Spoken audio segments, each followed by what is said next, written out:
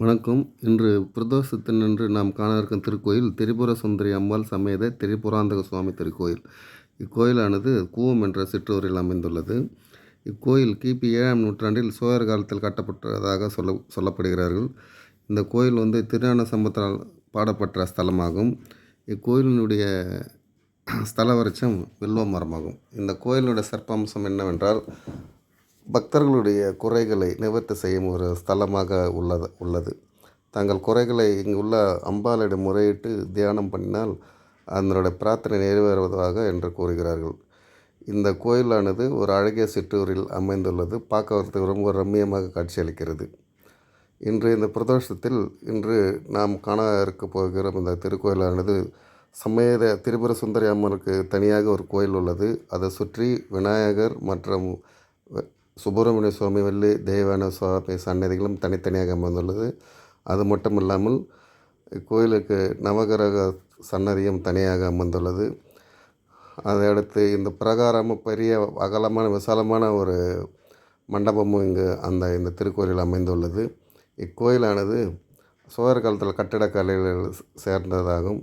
அவ்வளோ அருமையாக இந்த கோயில் கட்டி பழம்பெரும் கோயிலாக இது அமைந்துள்ளது. இக்கோயிலானது